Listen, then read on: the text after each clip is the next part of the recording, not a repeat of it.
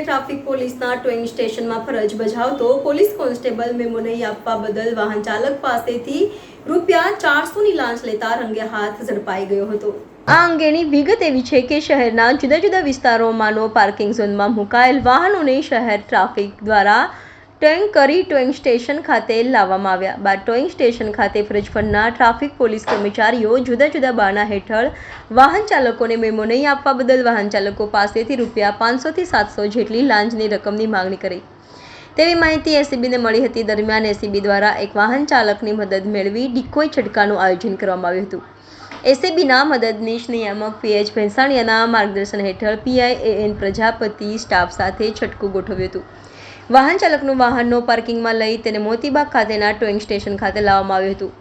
આ વખતે ત્યાં ફરજ બજાવતા અનાર્મ લોકરક્ષક અશોક કનુજી મકવાણાએ મેમો નહીં આપવા માટે ₹400 માંગ્યા હતા।